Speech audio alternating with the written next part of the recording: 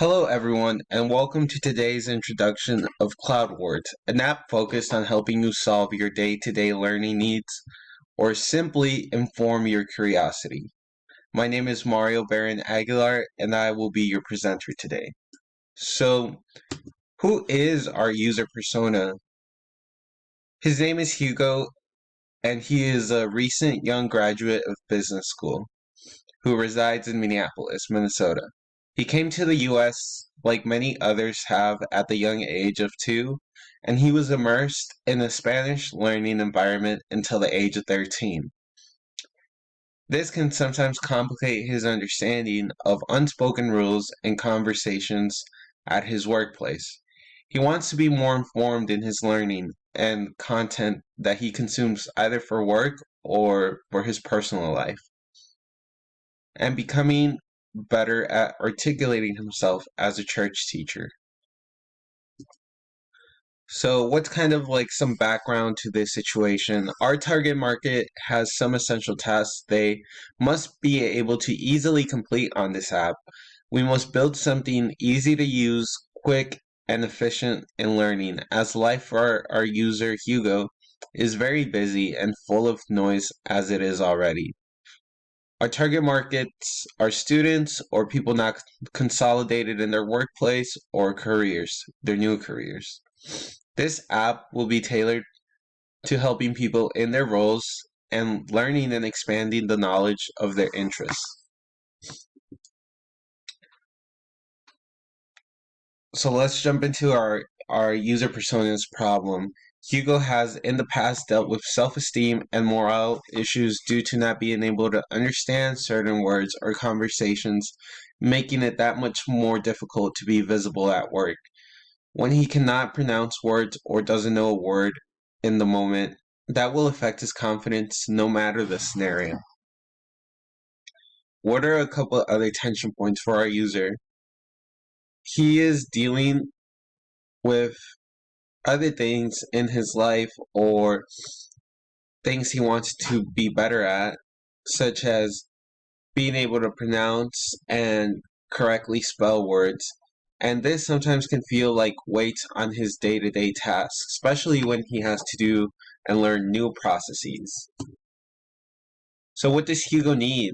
He needs a solution that will really be focused on providing as much help as possible for him, either in the workplace, in his personal life, or in school situations. It has to be something unique and tailored to him, as we all learn differently. So let's introduce our app. Welcome to CloudWords. With machine learning and intentional design to facilitate healthy learning behaviors, we will become a top-rated and used app across the nation. We aim to help to create a community of learners through this app in a tailored and interesting way. What is the task at hand? So for usability testing, I did some essential tasks that the users must be able to do with no difficulty in our mobile app. We have broken up the learning to be easy to use and engaging when building study decks or simply reviewing/sharing them. We will know that it is easy to use when people don't have a lot of critique about our prototype and when Hugo can accomplish to solve his problem or fill his need or goal. So let's jump into the prototyping of the early on one. Here are images of one of my first 3 Sharpie and paper prototypes. As you can tell, the idea was starting to be built, but still had gaps of information to be filled. And some of the screens are very busy with a lot of letters and words, and it's just very hectic for the user, and some of it is not as intuitive just yet. There's things missing. The idea is there, but it's not concrete enough just yet. So what's some feedback that I gathered during usability testing from Users.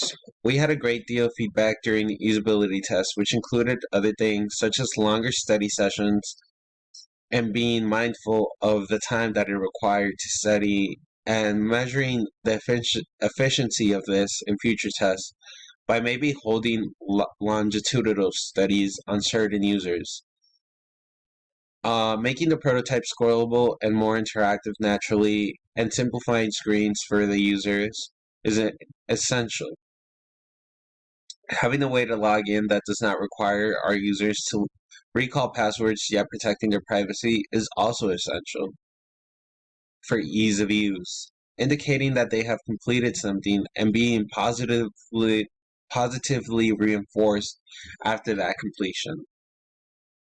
So this is what the onboarding looked before feedback and what it looked like after. It was drastically changed as we were thinking about what people enjoy to see and what people might want. So this this was really changed by the very first thing, having two types of users. During usability testing, there was people that wanted to sign up right away, create a schedule, get a tour, and there was other people that just wanted to start looking around right away on their own, and then maybe deal with this later. So a thing I could do to improve this even furthermore is making it optional by adding the word skip in there.